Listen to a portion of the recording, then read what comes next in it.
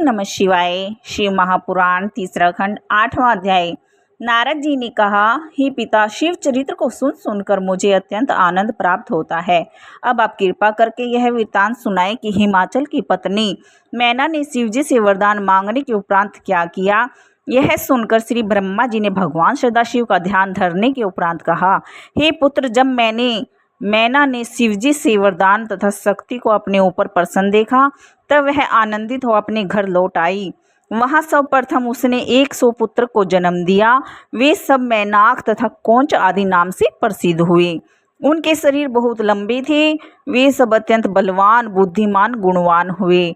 इसके पश्चात सती जी ने हिमाचल के हृदय में प्रवेश किया ताकि उनके सब मनोरथ पूर्ण हो सके। हिमाचल ने सती जी के उसे तीज की शुभ घड़ी प्राप्त कर मैना में स्थित कर दिया। जिस समय से सती जी ने मैना के गर्भ में आई, उसी समय से मैना ऐसी सुंदर तथा तेजस्विनी हो गई जैसे पहले कभी नहीं थी।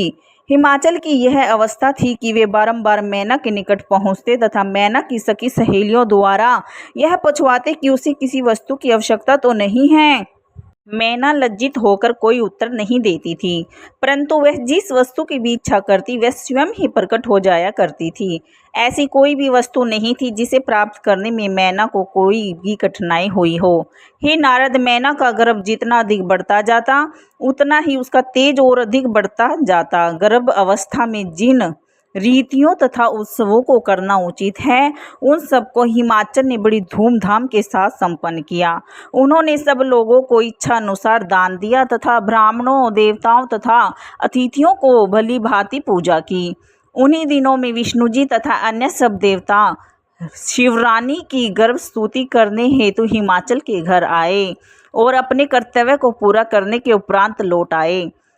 तब गर्भ के 9 महीने व्यतीत हुए अथवा 10वां मास पूरा हो गया। उस समय आकाश तथा पृथ्वी में शुभ शकुन होने लगे।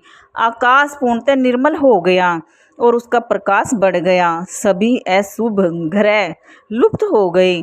उस समय ऋषि मुनि तथा देवता पुष्प वर्षा करने लगे तथा गंधर्व, सिद्ध, चारण, किन्नर, अप्सरा, विद्याधर अपनी स्त्रियों सहित नाचने गाने लगे। इस प्रकार मधुमास की शुक्ल पक्ष नवमी को मृगशिरा नक्षत्र में अर्धरात्रि के समय भगवती महामाया ने उस अपार आनंद के बीच मैना के गर्भ से पार्वती रूप में जन्म ग्रहण किया। कालिका पुराण में भी यह कथा लिखी हुई है। हे नारद, उस समय मैं तथा विष्णु जी सब देवताओं सहित संपूर्ण सामग्रियों को साथ लेकर हिमाचल के स्थान पर जा पहुँचे।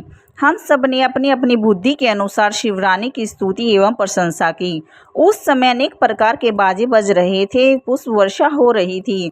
देवताओं ने उन आदि शक्ति की स्तुति करते हुए इस प्रकार कहा, हे जगदम्बे, आपकी जय हो। आप तीनों लोकों की माता तथा भगवान भूत बावन की अर्धांगिनी हैं। आप हमारी विपत्तियों का नाश करें, क्योंकि हमारे मन की कोई भी अभिलाषा आपसे छुपी नहीं है। हे आदिशक्ति, आपका तेज अपरंपार है। सृष्टि के सभी जीव आपके सेवक हैं। ब्रह्मा, विष्णु तथा शिव आपके पुत्र कहे जाते हैं तथा तीनों गुणों की उत्पत्ति आपसे ही हुई है। आप ब्रह्मा स्वरूप आदि शक्ति बनकर सब जीवों में निवास करती हैं तथा सबसे भिन्न सी रहती हैं। वेदों ने आपकी महिमा का कुछ वर्णन किया है, परंतु पार नहीं पाए हैं। नारद, शारद, शुक तथा सनकादिक बुद्धिमान मुनि और देवता वाचाल होने पर भी आपकी महिमा का बहुत थोड़ा सा ही वर्णन कर सकते हैं। उपनिषद इस प्रकार कहते हैं, यदि किसी मूर्ख पर भी आपकी कृपा हो जाए तो वह आपकी स्तुति करने में समर्थ हो सकता है। आप अपने भक्तों को मुक्ति प्रदान करती हैं तथा करोड़ों कलाओं को अपने वश में किए रहती हैं। आप अहंकार को नष्ट करने वाली हैं। वेद और वृत्तांत सब आपके ही अधीन हैं। हे भगवती, आपके सहस्त्र नाम हैं जिनका वर्णन करना वाणी की समर्था से परे है। इस प्रकार बहु स्तुति करने के उपरांत सब लोग अपने अपने घर को लौट गए। अगर वीडियो अच्छी लगी तो लाइक करें, सब्सक्राइब करें। धन्यवाद।